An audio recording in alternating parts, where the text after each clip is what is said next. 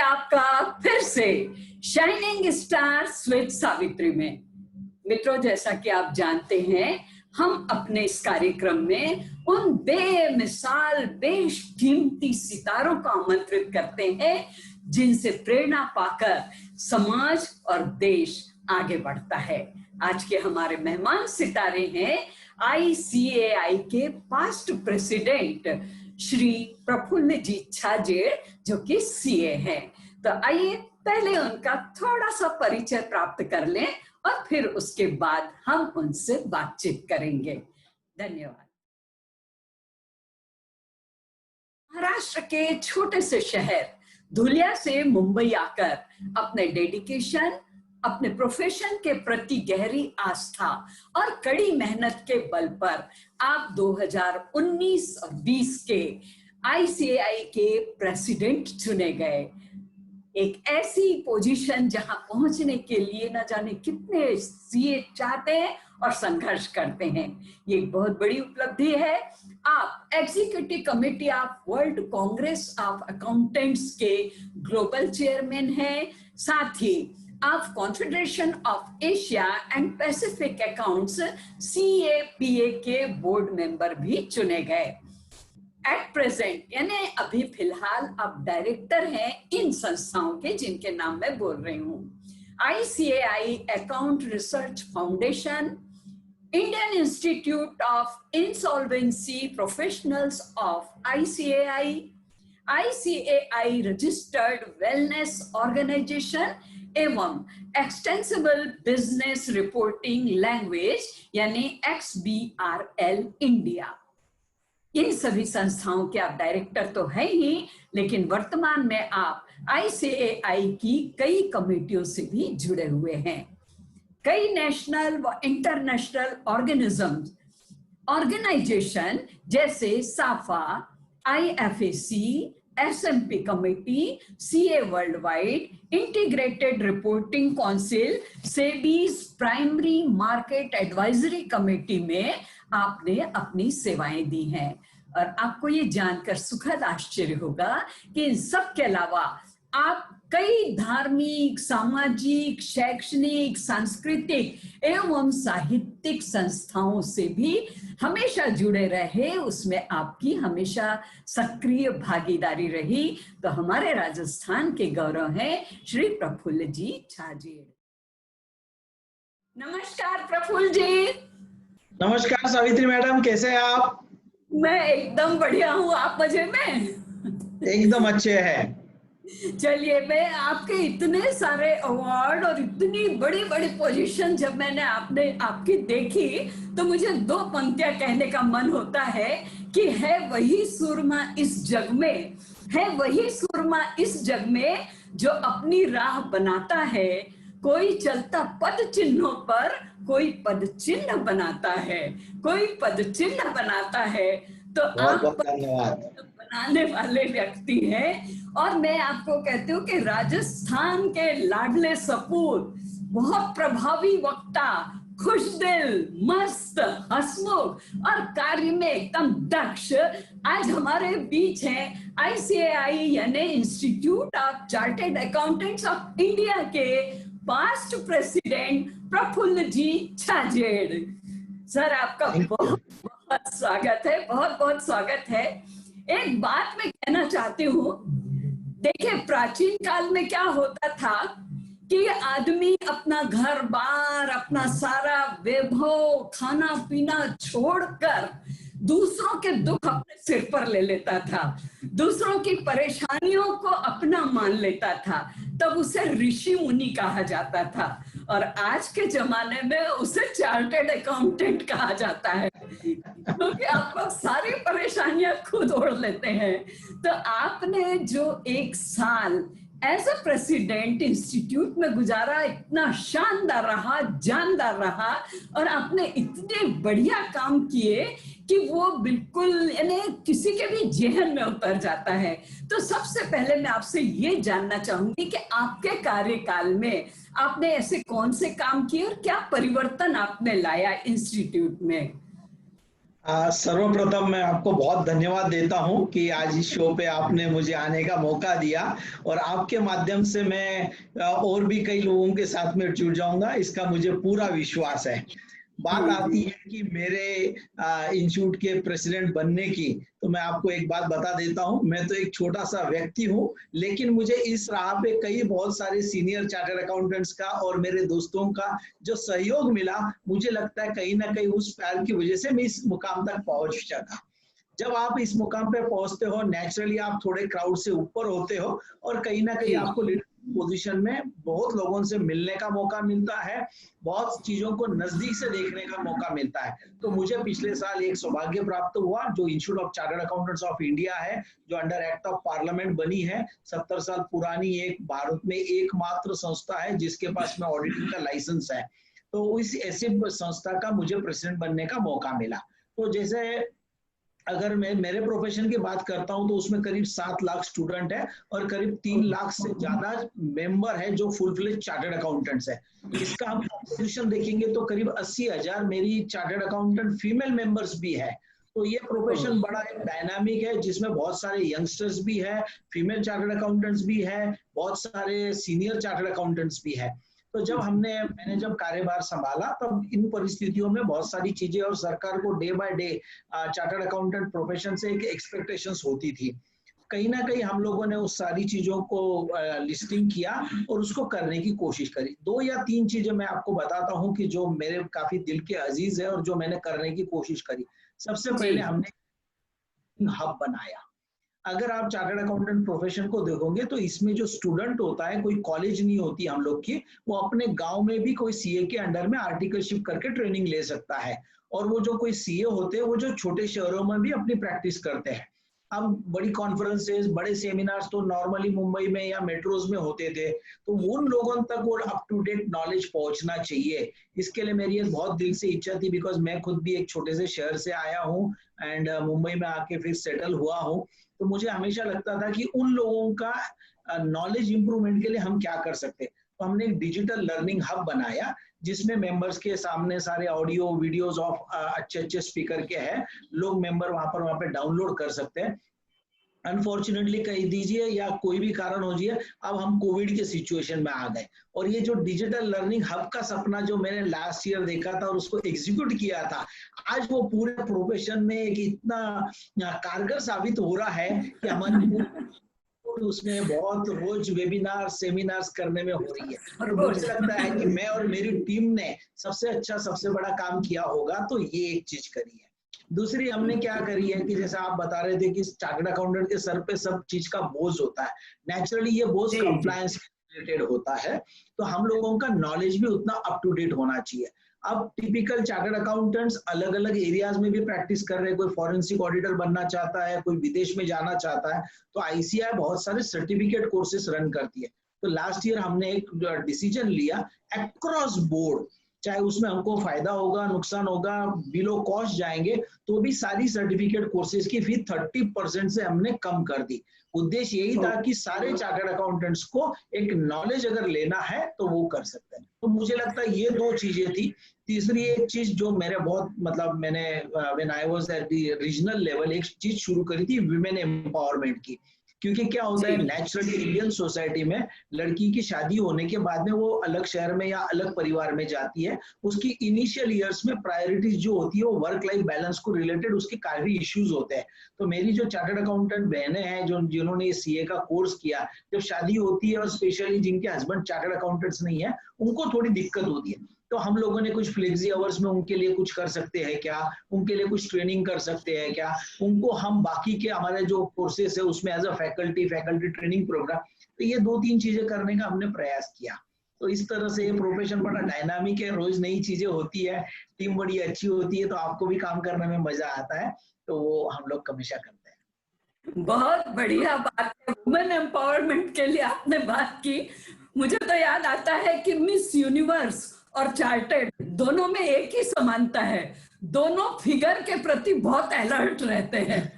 तो ये बड़ी बात है कि आपने महिलाओं के लिए इतना सोचा। एक महिला को संभालना भी बहुत मुश्किल होता है लेकिन आपने इतनी अच्छा काम किया। और सचमुच में महिलाओं का पता नहीं होता कैसा घर मिलेगा, कैसे व्यक्ति मिलेंगे।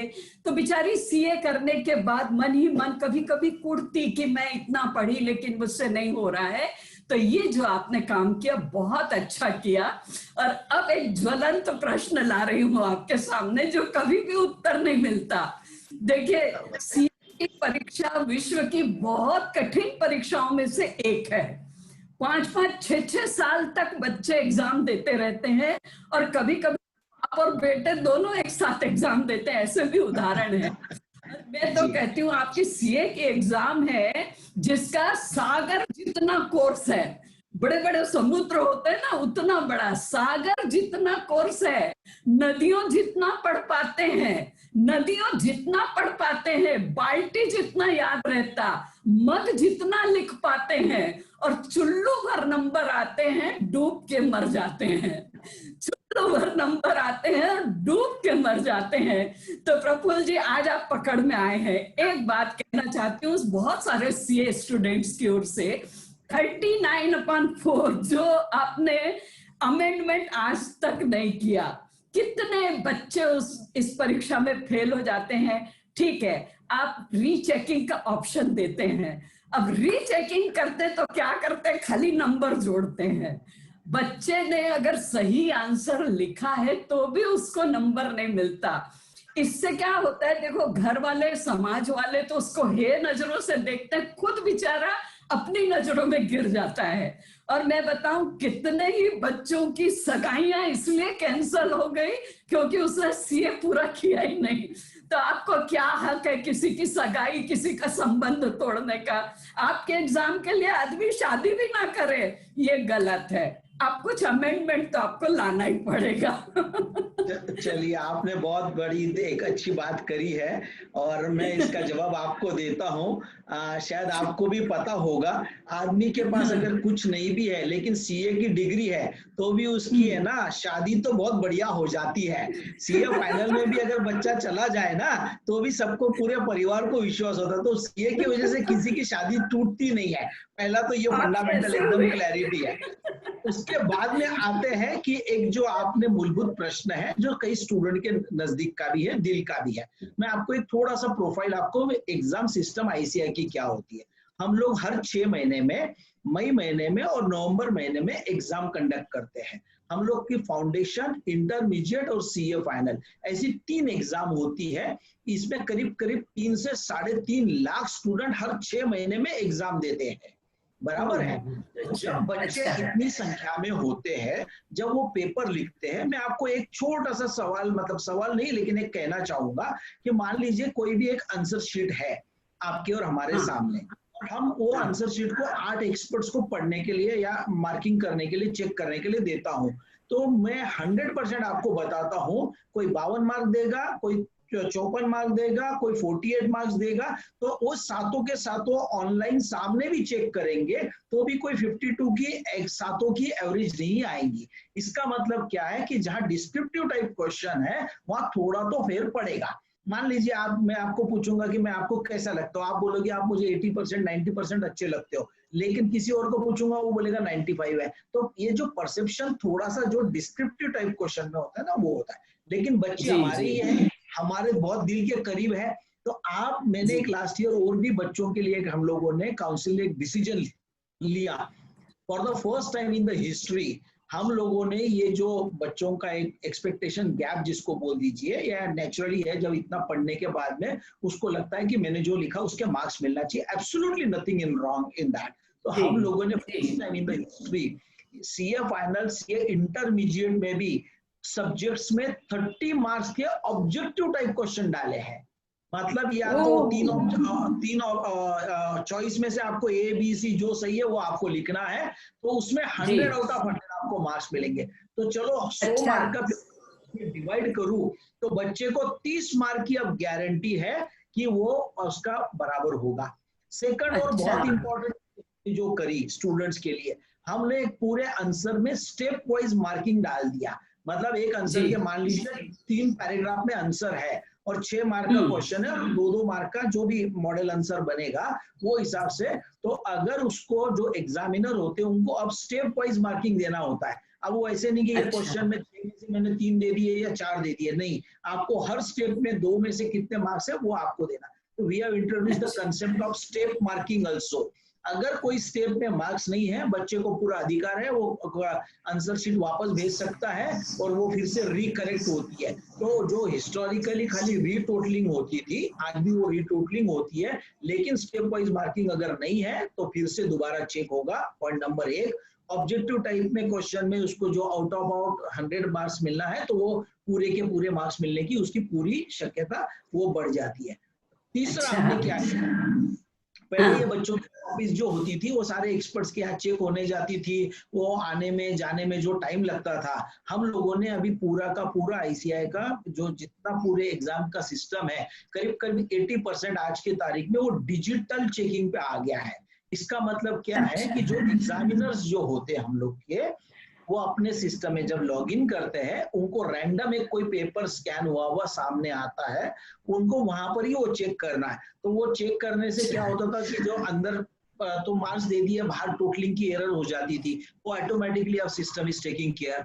दूसरा, अब हमारी तरफ से क्वालिटी मॉनिटरिंग हो जाता है, तो उसके जो हेड एग्जामिनर होते हैं वो ऑनलाइन सारे एग्जामिनर्स को देख सकते हैं। तो एक एग्जामिनर मान लीजिए 30 मिनट्स लगा रहा है पेपर चेकिंग को और दूसरा 20 मिनट लगा रहा है, और नेशनल एवरेज मान लीजिए 27 मिनट की या 25 मिनट की है, तो दोनों को सवाल पूछ सकता है, भाई आप ज्यादा टाइम क्यों लगा रहे हो या आप टाइम कम क्यों लगा रहे हो।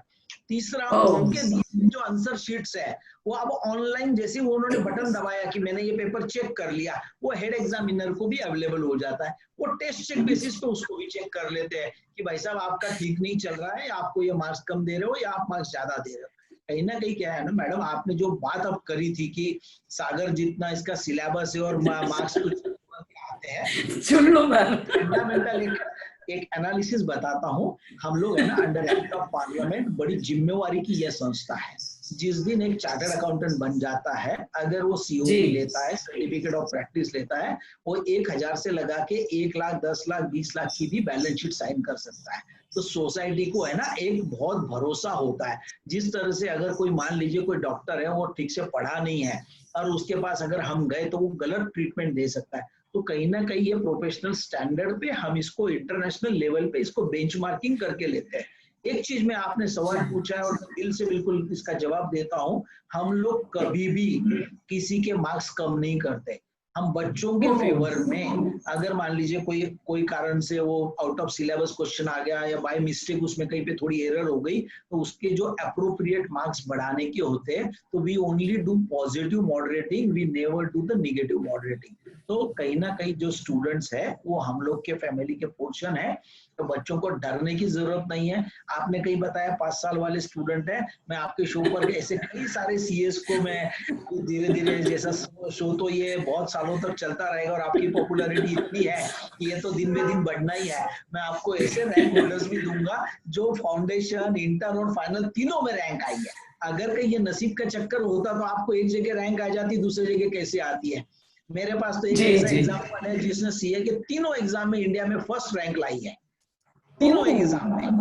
अच्छा, तो मतलब ये फिर कैसे हो सकता है। सो टोटली अनबायस्ड है, स्टूडेंट फ्रेंडली है, और बच्चों को भी एक विश्वास रखना चाहिए कि टफ जरूर है, लेकिन जिस दिन आप बन जाओगे, जैसे सोने को कैसे वो उसमें भट्टी में गर्म पाया जाता है, निकलता है, तो जी मैडम वो उसी तरह हम कोशिश करते हैं कि मेरा बच्चा, मेरा स्टूडेंट अच्छे से निकले, तो समाज उसको फिर 24 कैरेट का ही रेट दे। उसको मतलब 18 कैरेट वाला सीए नहीं चाहिए, हमको चाहिए 24 कैरेट वाला।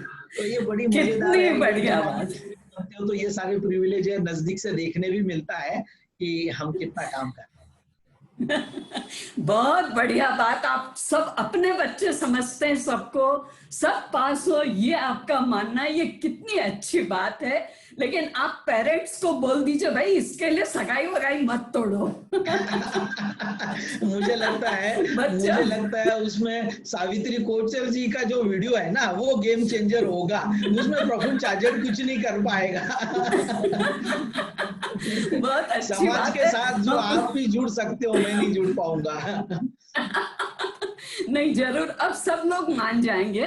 और बच्चे क्योंकि आपसे डायरेक्ट नहीं पूछ सक रहे थे, इसलिए उन्होंने मुझे बनाया हथियार कि आप मैडम हमारे लिए पूछ लेना। अब मुझे पूरा विश्वास है कि उनका मन और दिल साफ हो गया होगा। सब मेहनत करें, सब आगे बढ़े, जो मेहनत करेगा उसको फल मिलेगा जरूर।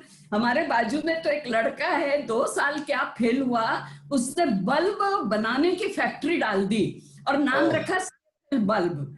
मैंने कहा ये बल्ब नहीं, बोले सीए फेल हो गया ना, इसलिए सीए फेल बल्ब नाम रख दिया।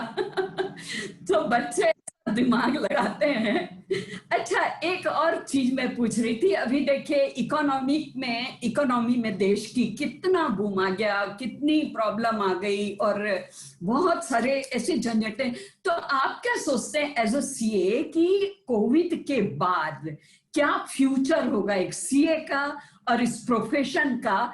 और मैं तो एक ही बात कहती हूँ कि कोई सीए अगर नींद में मुस्कुराया होगा, कोई सीए, क्या होता है सीए, कोई सीए अगर नींद में मुस्कुराया होगा तो निश्चित रूप से उसके सपने में नो डिमांड का असेसमेंट ऑर्डर आया होगा। ये होती सीए की पोजीशन। लेकिन ये कोविड के बाद जैसे पूरे संसार का फ्यूचर अभी अधर में है, आप क्या सोचते हैं इसके बाद क्या होगा? जी, देखिए आपने बहुत अच्छा है और बहुत ज्वलन प्रश्न उठाया है। मैं हमेशा एक बात बोलता हूँ, जब कोविड में हम लोग हैं तो सबसे इम्पोर्टेंट रोल था डॉक्टर्स का। उन्होंने हमको कैसे इस कोविड में जीना सिखाया। तो मैं हमेशा बोलता हूँ कोविड एरा में सर्वाइवल का जो श्रेय है वो सारा डॉक्टर कम्युनिटी को जाता है। लेकिन सर्वाइवल के बाद में अब इकोनॉमी को जो रिवाइवल करना है उसमें चार्टर्ड अकाउंटेंट की भूमिका है, क्योंकि अब सर्वाइवल से रिवाइवल की तरफ जा रहे हैं, हम इकोनॉमी की बात कर रहे हैं। तो मुझे लगता है कि जो मेरे यंग चार्टर्ड अकाउंटेंट्स या पूरी फेटर्निटी जो सीए की है, ये एब्सोल्युटली पूरी तरह से तैयार है। क्योंकि इस बार पहली बार इनकम टैक्स से हटके भी, जीएसटी से हटके भी बिजनेसमैन के 6-6 महीने जो या 4 महीने जो दुकानें बंद हुई है, शॉप्स बंद हुई है, फैक्ट्रीज बंद हुई है, उनको कहीं ना कहीं एक टोटल बिजनेस सॉल्यूशन प्रोवाइडर, एक एडवाइजर, एक फ्रेंड, फिलोसोफर, गाइड की जरूरत है। तो मुझे लगता है कि वो रोल जो आप मेरा कम्युनिटी के मेरे मेंबर्स है, मेरे ब्रदर सिस्टर्स है, वो बहुत अच्छे से अब निभाएंगे। तो ठीक है, कोविड हो गया, उसके वजह से पूरे विश्व में जो एक इकोनॉमिक स्लोडाउन हो गया, गवर्नमेंट अपनी तरफ से सारे इंसेंटिव देने की कोशिश कर रही है, डायरेक्ट इनडायरेक्ट बेनिफिट्स, चाहे वो इंडस्ट्री के फेवर में हो, चाहे बिजनेस के फेवर में हो, चाहे टैक्सेशन एंगल से हो, जितना गवर्नमेंट कर सकती है उतना कर रहा है। मैं ये नहीं बोल रहा हूँ कि वो सफिशिएंट है, लेकिन जितना भी हमको मिल रहा है वो छोटी सी चीज को भी जो मिली है उसको इम्प्लीमेंट ठीक से हो, सारी सरकार की योजनाओं का हम कैसे अच्छे से बेनिफिट उठाए। तो इसमें कहीं ना कहीं हमारी बहुत सारी संस्थाएं हैं, जैसे खाली इंस्टीट्यूट ऑफ चार्टर्ड अकाउंटेंट्स नहीं है, हम लोग की रीजनल काउंसिल से, मेरी 164 ब्रांचेस है पूरे इंडिया में। इसके अलावा बहुत सारी अदर चार्टर्ड अकाउंटेंट एसोसिएशंस भी है हम लोगों की, जो कुछ सोशल कॉज भी करती है। जैसे कुछ मुंबई में बॉम्बे चार्टर्ड अकाउंटेंट सोसाइटी है, हमारे एक जैन में जैन चार्टर्ड अकाउंटेंट सोसाइटी है, तो जैन चार्टर्ड अकाउंटेंट फेडरेशन है। तो ये सारी संस्थाएं जो है ना, ये एक समाज के साथ जुड़ के समाज की जो रिक्वायरमेंट है तो कहीं ना कहीं उसको हेल्प करने की पूरी कोशिश कर रही है। तो survival to revival, and now revival will be the journey of chartered accountants. तो मैं बड़ा कॉन्फिडेंट हूँ। ऑफ कोर्स इकोनॉमी में जो हुआ बड़े दर्दनाक चीजें हैं, बट मुझे कई कॉन्फिडेंस इतना लेवल है कि मेरी जो टीम है पूरी, मेरे जो प्रोफेशनल कलीग्स हैं, they are all equipped, and definitely in times to come you will see the role of a chartered accountant is tremendous in terms of helping the economy to grow. वाह वाह, बहुत अच्छा। आप कितने positive सोचते हैं, कितनी अच्छी बात आप करते हैं, बहुत अच्छा लगा। मैं तो कहती हूँ जो चार्टर्ड अकाउंटेंट होता है ना, वो सबसे बड़ा देश प्रेमी होता है। देखिए, डॉक्टर की बात आपने की, डॉक्टर की इनकम कब बढ़ती है? जब खूब सारे बीमार आ जाते हैं। वकील की इनकम कब बढ़ती है? जब देश में अपराध बढ़ते हैं। लेकिन सिर्फ चार्टर्ड अकाउंटेंट ही ऐसा व्यक्ति है जो न केवल व्यक्ति की बल्कि पूरे देश की उन्नति चाहता है। वो सोचता है पूरा देश खूब सशक्त बने, खूब पैसे वाला बने और चार्टर्ड अकाउंटेंट उसी के काम लेते रहे। लेकिन एक बात है, आप पूरे वर्ल्ड में घूमते रहे, ग्लोबल है या नेशनल इवेंट्स के लिए, तो आपने क्या डिफरेंस पाया हमारे भारत के जो सिस्टम है पढ़ने के, एग्जाम के सिस्टम, या जो अपने ये रहती है बच्चों की जो सोच होती है, ये सब बहुत सारी चीजें आपने देखी होंगी हमारे भारत के चार्टर्ड अकाउंटेंट्स और दूसरे जगह के, और दोनों के कार्य पद्धति में क्या फर्क है, ये क्या आपने क्या महसूस किया? एब्सोल्युटली।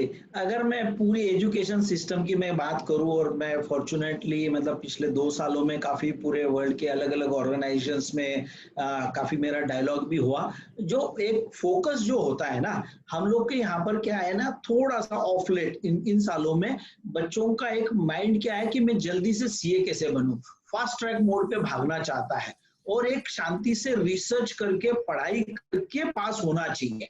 ये मेरा एक सोचना है। मतलब आपको आर्टिकलशिप भी ठीक से करना है। फॉरेन कंट्रीज में अगर हम देखेंगे ना, तो अगर वो सीए भी बन जाते हैं या सीपीए भी बन जाते हैं, उसके बाद भी 1 या 2 साल है ना, वो ठीक से कोई ना कहीं कुछ करना चाहते हैं। पहले या तो जॉब कर लेते हैं या तो कोई अंडर सीए, सीनियर सीए के यहाँ काम करते हैं, उसके बाद कुछ सोचने की कोशिश करते हैं। हमारे यहाँ थोड़ा सा जल्दी दौड़ने की कोशिश होती है।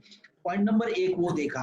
अगर मैं शिक्षा पद्धति की बात करूं, तो मैंने कोई कुछ कॉन्फ्रेंस एजुकेशन की अटेंड करी थी, और वहां पर किसी ने बताया कि जापान में जो बच्चे, जो स्कूल के जो बच्चे होते हैं फर्स्ट स्टैंडर्ड से 4th स्टैंडर्ड तक के, उनको कोई सिलेबस नहीं है। उनको उतने वो 3-4 साल में खाली वैल्यूज सिखाई जाती है, देश के प्रति प्रेम सिखाया जाता है। तो उनका जो फाउंडेशन है वो पिछले मतलब अगले 3-4 सालों में खाली वो वैल्यूज के बेसिस पे, एथिक्स के बेसिस पे होता है, और उनका learning 4th standard 3rd standard के बाद होता है। हम लोग तो बच्चा आज पैदा नहीं हुआ कि कल से उसको वो तो अब नर्सरी, जूनियर केजी क्या क्या शुरू हो गया से डाल के उसको, हमको ऐसा लगता है कि वो कंपटीशन में जीते। मुझे लगता है कि अगर ग्लोबल हम बात करें कि वो कंपटीशन में नहीं जीतता है, हमको तो पूरा एक अच्छी इकोसिस्टम देना है पूरे यूनिवर्स को। जैसे सारी चीजें क्या है ना, इंडिया में से अगर इतिहास हम देखा जाए तो बहुत सारी चीजें तो इंडिया से शुरू हुई है। जीरो का खोज भी हमारे यहाँ से हुई है। हमने तक्षशिला, नालंदा, ये सारी यूनिवर्सिटीज जो उस जमाने में थी, वो तो प्राचीन भारत में हमारे जैन लोगों ने या कोई भी लोगों ने वो दी हुई है। बुद्धिज्म की बात करो, जैनिज्म की बात करो, इन्होंने वर्ल्ड को पूरा सिखाया है। और आज हम मतलब कहीं ना कहीं, मेरी एक भी यूनिवर्सिटी इंडिया की वो जो टॉप 5-10 है, आज भी लोग हार्वर्ड, स्टैनफोर्ड उनकी बात करते हैं। तो थोड़ा सा कहीं ना कहीं क्या है, एक ओवरऑल एजुकेशन सिस्टम और ओवरऑल हमारी मेंटालिटी, इसको कहीं ना कहीं मैच करना पड़ेगा। हमको थोड़ा सा पेशेंस रखना पड़ेगा। लेकिन ओवरऑल जो है ना, एक मैं आपको और भी एक बात बताता हूँ, I really feel proud for that कि जो मेरा चार्टर्ड अकाउंटेंसी का कोर्स है वो इतना बढ़िया है। हमारे वर्ल्ड में 15 MOU और MRA है, मतलब म्यूचुअल रिकॉग्निशन एग्रीमेंट। मान लीजिए आप इंडियन चार्टर्ड अकाउंटेंट की एग्जाम पास हुए हैं, तो आपको खाली 2 पेपर देना है और आप Institute of chartered Accountants of England and Wales के मेंबर बन सकते हो।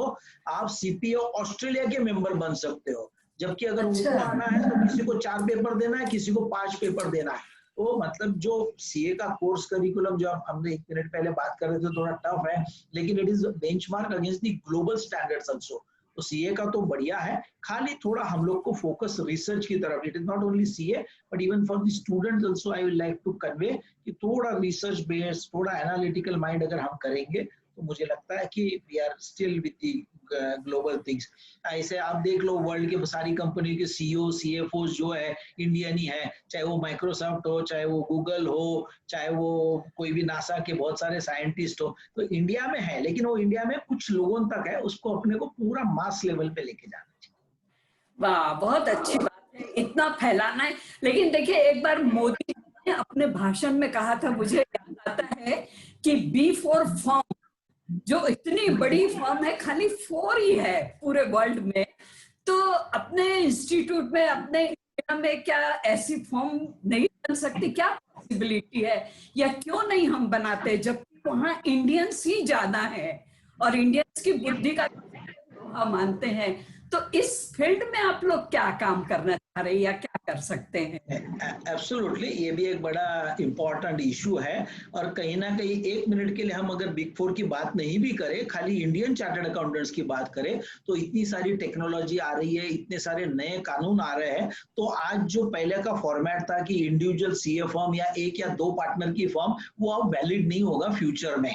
फ्यूचर में हमको बहुत सारे सीएस को बड़ी फर्में बनानी पड़ेगी, चाहे वो 2 पार्टनर के बदले 8 पार्टनर की बनाए, 7 पार्टनर की बनाए, 12 पार्टनर की बनाए। तो इस तरह से हमको जाना पड़ेगा, बिकॉज मैं टेक्नोलॉजिकली भी सेवी नहीं हो सकता हूँ, मैं जीएसटी का एक्सपर्ट भी नहीं हो सकता हूँ, मैं इनकम टैक्स का एक्सपर्ट भी नहीं हो सकता।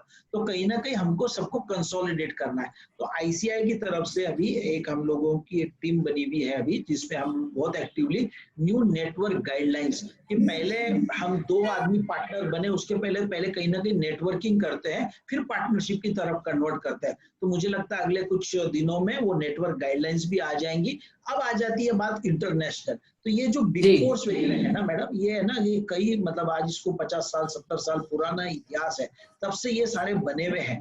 इनका एक स्ट्रक्चर होता है, इनका एक मैनेजमेंट लेयर होता है। इंडिया में अभी तक वो माइंडसेट बना नहीं है कि हमको एक के नीचे किसी के नीचे बैठ के काम करने का है। वहां पे सारा में काम होता है। यहाँ तो मुझे लगता है कि नहीं, मैंने फर्म शुरू करी, अब लाइफ लॉन्ग मैं ही बॉस बनूंगा। बस ये माइंडसेट का फर्क है। जिस दिन इंडियन चार्टर्ड अकाउंट का माइंडसेट हट जाएगा, तो मुझे लगता है कहीं ना कहीं, और बहुत सारे एफर्ट्स भी चल रहे हैं, इंडियन फर्म्स भी आप देखो अब थोड़ी थोड़ी मतलब ग्लोबल से बहुत दूर है हम लोग, एब्सोल्युटली कहीं उनके कहीं नजदीक नहीं है, लेकिन इंडिया में भी कंसोलिडेशन और छोटे छोटे सीएस का अब शुरू हो गया है। और मुझे लगता है आगे के 4-5-6 सालों का, मतलब ये इंस्टेंट अगले साल में 2 साल में नहीं होगा। ये माइंडसेट जैसे जैसे चेंज होगा, तो अगले 7-8 साल में थोड़ी फर्में ऊपर एक इंटरनेशनल लेवल की तो बन जाएगी। बिग फोर शायद नहीं बन पाए इतना जल्दी, लेकिन वो बन जाएगी ना। आपकी यही चीज बहुत अच्छी, आप हर चीज पॉजिटिव सोचते हैं, और जो सोचते हैं वो जरूर होता है। एक छोटी सी बात और पूछनी थी कि सीए के बाद पीएचडी करने का भी प्रोविजन है, लेकिन पीएचडी में कैसे एंटर करना और क्या क्या प्रॉब्लम्स आती हैं, उनका सॉल्यूशन क्या है, या पीएचडी में अंदर जाने का रास्ता कैसे, बहुत से स्टूडेंट नहीं समझ पा रहे हैं। तो वो थोड़ा सा क्लियर कर दीजिए अगर कोई पीएचडी करना चाहे तो। जी। पीएचडी में मैडम ऐसा है कि बहुत सारी यूनिवर्सिटीज को आपको पोस्ट ग्रेजुएशन क्वालिफिकेशन लगता है, उसके बाद ही वो लोग पीएचडी के लिए एनरोल करते हैं।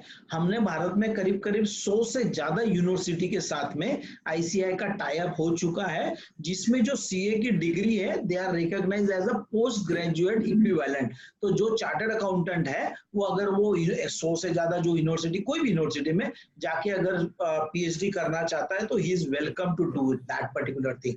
सेकेंडली, हम लोग की एक रिसर्च कमेटी है आईसीआई में, जिसने इस साल में इवन जो चार्टर्ड अकाउंटेंट को रिसर्च करना है या पीएचडी करना है, उनको भी हम 5 लाख 10 लाख इतना सब्सटेंशियल हेल्प करने वाले हैं, एक्चुअल पैसे देने वाले हैं हम लोग। तो हम लोग भी रिसर्च की तरफ जा रहे हैं। लेकिन वो क्या है ना, मैंने जैसा बताया माइंडसेट है, आप सीए बन गए रुकिए मत। अगर आप रिसर्च करोगे, थोड़ा सा डॉक्टरेट लेने की कोशिश करोगे, तो आगे बढ़ोगे। बहुत सारे अभी यंग चार्टर्ड अकाउंटेंट जो है ना, वो सीए के बाद में एमबीए वगैरह कर रहे हैं। अभी रिसेंटली मैंने कुछ लड़कियां हैं जिनके साथ में मेरी बातचीत अभी रिसेंटली हुई, वो आईआईएम अहमदाबाद में सिलेक्ट हो गई, newly qualified accountants. Now they are now will be doing 2 years MBA in IIM Ahmedabad. तो वैसे ही पीएचडी में जो है, पीएचडी तो लोकल यूनिवर्सिटी के साथ हो सकता है, कोई एक टॉपिक उठा लेते हैं। तो हमको थोड़ा सा सीए बन के रुकना नहीं है। प्रॉब्लम कहाँ हो जाती है कि वो जैसे रुका हुआ पानी है ना, उसमें थोड़ी सी खराबी हो जाती है, बहता पानी चलता रहता है। तो CA is a continuous learning. तो पीएचडी में भी काफी सारी अपॉर्चुनिटीज है। आईसीआई की तरफ से भी जो रिसर्च कमेटी है वो एक्टिवली हेल्प कर रही है। तो मतलब जो आपका प्रोग्राम देख रहे हैं, मैं उनको रिक्वेस्ट करूंगा कि they can contact the secretariat at the research committee, और बहुत सारा गाइडेंस मिल जाएगा। वाह वाह, बहुत अच्छी बात है। मेरा ख्याल है कि बहुत से बच्चों को इसका समाधान मिल गया होगा जो उन्होंने सोचा। अब मैं अंतिम एक प्रश्न, बल्कि मैं ये चाहती हूँ कि आप अगर बच्चों को कुछ कहना चाहें, मैं सीए की स्टूडेंट कभी नहीं रही, इसलिए मैं नहीं जानती कि कितना पूछना चाहिए, लेकिन जरूर आपके अंदर इतनी सारी बातें होंगी जो आने वाली पीढ़ी को बहुत अच्छी लगेंगी, और उनको आप क्या कहना चाहते हैं ताकि वो मोटिवेट हो, ताकि वो इतने शक्तिशाली हो कि अरे सीए आराम से पास हो जाएंगे। तो थोड़ा सा आप बच्चों को समझाइए, आपका बोला हुआ उनके दिल में और जहन में उतर जाएगा। मैं तो बच्चों को पास कैसे होना उसके बदले में ये करूंगा, पास होने के बाद क्या है। आप देख अच्छा। लीजिए, अगर आप इंडियन चार्टर्ड अकाउंटेंट्स हो और अगर कंपनीज का प्रोफाइल अगर आप देखोगे तो कितने सीईओ सीएफओ जो है और जिनका पे पैकेज मल्टी करोड़ है, 1 करोड़ आधा करोड़ की बात नहीं कर रहा हूं मैं, मल्टी करोड़ है। ऐसे सक्सेसफुल चार्टर्ड अकाउंटेंट्स हैं जो देश के अलग अलग बड़ी बड़ी कंपनियों में है। आप कैपिटल मार्केट की बात कर लीजिए, राकेश झुनझुनवाला से लगा के नीलेश शाह से लगा के नवनीत मनोज जी, सब इंडियन चार्टर्ड अकाउंटेंट्स है। आप इंडस्ट्री की बात कर लो, हिंदुस्तान यूनिलीवर इतनी बड़ी मल्टीनेशनल कंपनी है, उसके जो चेयरमैन है mister Sanjeev Mehta, he is the Indian chartered accountant. तो मतलब बोलने का क्या है कि जब आप स्टूडेंट होते हो आपको फ्यूचर थोड़ा देखते आना चाहिए, और वो जो 3 साल की आर्टिकलशिप है, दैट इज द फाउंडेशन। अच्छी आर्टिकलशिप कीजिए, सिंसियर पढ़ाई कीजिए, पढ़ाई में कभी कॉम्प्रोमाइज नहीं करना है। ये नहीं सोचना है कि मुझे फेल करेंगे, मैं फेल हो जाऊंगा। आप आपके बेस्ट एफर्ट डालिए, फ्यूचर को नजर रखिए। क्या होता है ना, लक्ष्य से अपना विचलित नहीं होना चाहिए ध्यान। अगर लक्ष्य पे ध्यान है कि मैं चार्टर्ड अकाउंटेंट बनूंगा, मैं मेरे फैमिली का, मेरे समाज का, मेरे देश का नाम ऊंचा करूंगा, अगर ये मन में अगर है, तो मुझे नहीं लगता कि कोई भी बच्चा सीए फेल होगा। ऐसी कई सारी motivational inspirational stories outside CA field भी है कि जिन्होंने अपने लक्ष्य को रखा और वो इस मुकाम तक पहुंचे। तो मुझे लगता है कि जब आपने सीए बनने का एक बार अगर डिसीजन ले लिया है, तो चाहे इधर हो चाहे उधर हो, 3 साल अपने को बस ठोक बजा के काम करना है, हंसते रहना चाहिए, बढ़िया काम करते रहिए, स्वस्थ रहो, मस्त रहो और पढ़ते रहो, बस यही है। बस पढ़ते रहो। मस्त रहोगा। और कितना कम पैसा देते हैं आप आर्टिकल्स को, एमबीए को ज्यादा मिलता है और आर्टिकल को इतना सा। अरे थोड़ा तो पैसा बढ़ा दीजिए, बेचारे इतनी मेहनत कर रहे हैं। बिल्कुल। आप मुझे, चलिए अभी ये अपनी दिल की बातें हो रही है, दुनिया में मुझे इंडिया में कोई भी कोर्स बता दीजिए कि जहाँ स्टूडेंट को पैसा मिलता है, एक भी कोर्स बता दो, चाहे वो लॉ का हो चाहे मेडिकल का हो, कोई भी बता दो। मेरे यहाँ पे जो स्टूडेंट आता है उसको भले ही छोटा देते होंगे लेकिन स्टाइपेंड देते। पॉइंट नंबर 1, वो स्टाइपेंड नहीं, वो लर्निंग है उसका। दूसरा, ये कोर्स है जिसमें कहीं पर भी कोई भी जीरो रिजर्वेशन है, 24/7 अवेलेबल है। ये मेल फीमेल कोई डिस्टिंक्शन नहीं है, छोटे शहर का बड़े शहर का कोई डिस्टिंक्शन नहीं है। अगर सीए की खाली आप पूरी की पूरी कॉस्ट आप देख लो 3 साल में बिलो 1 लाख है, 70-80 हजार रुपए में ये पूरा कोर्स हो जाता है। आईसीआई फ्री में कोचिंग क्लासेस चलाती है। अगर बच्चों ने ये सब सिंसियरली देखा तो ये तो स्टाइपेंड है, ये तो आपको एक हेल्पिंग हैंड है। और कहीं पर ऐसा कई सारे सीए कि जो लिमिट में नहीं, उससे भी कहीं ज्यादा देते। मान लीजिए इंस्टीट्यूट बोलती है 2000 दीजिए, तो कई सीए 4000 भी देते हैं। Let us not go into that, even 2000 भी है। और दूसरा सबसे बड़ी बात है कि जो स्टूडेंट है, हम लोग हमारे ऑफिस में जो आर्टिकल को रखते हो ना, तो मेरा रिश्तेदार होता है, ना मेरा भाई होता है, ना मेरा कोई होता है, फिर भी एक अननोन व्यक्ति को just because he is doing CA, he is being respected by one chartered accountant, वो मेरे ऑफिस में आ सकता है, चेयर पे बैठ सकता है, मेरे बिहाफ पे वो क्लाइंट के आ जा सकता है। एक कोई भी प्रोफेशन बता दीजिए कि जहां वो जो सीनियर होता है, रिश्तेदार भी ना, वो कोई भतीजा बोलेगा चाचा को कि चाचा मुझे आपकी गारमेंट की फैक्ट्री में आना है और बैठना है, या वो ज्वेलरी के शॉप में बैठना है, तो उसको घर में से भी सपोर्ट नहीं मिलता है। तो ये एक सीए का एक इकोसिस्टम है। तो इसको पॉजिटिव वे में अगर देखेंगे तो बहुत सारी चीजें पॉजिटिव है, और जिस दिन आप कर लोगे तो आप बादशाह बन जाओगे। कितनी अच्छी बात, कितना बढ़िया आपने कहा। मुझे पूरा विश्वास है बच्चे इतने मोटिवेट हो जाएंगे। और सच बात है, मैं बहुत आपकी शुक्रगुजार हूँ। देखिए, मैं महीनों इंतजार की मैंने आपका ये इंटरव्यू टॉक शो के लिए, आखिर में मैं आपका समय ले ही सकी।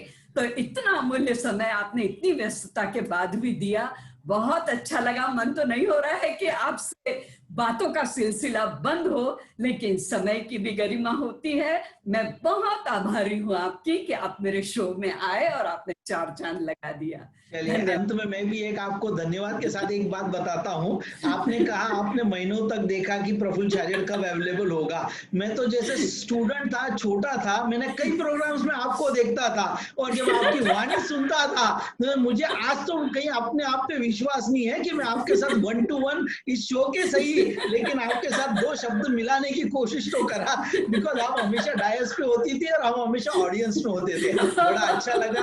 आप आप बहुत अच्छी पॉजिटिविटी फैला रही हो, एक बच्चों में इकोसिस्टम में जो एक जरूरी होता है कि जो सीनियर मेंबर्स होते हैं कोई भी फील्ड के हो, वो एक एनर्जी ट्रांसलेट करे, और आप वो बहुत अच्छा काम कर रही हो। मेरी बहुत बहुत शुभकामनाएं आपके थ्रू बहुत सारे सीए स्टूडेंट्स को, पूरे सबको। स्टे सेफ, स्टे हेल्दी, और मुझे यहाँ बुलाने के लिए, मुझे ये मान देने के लिए बहुत बहुत धन्यवाद। Thank you so much. Thank you. नमस्कार।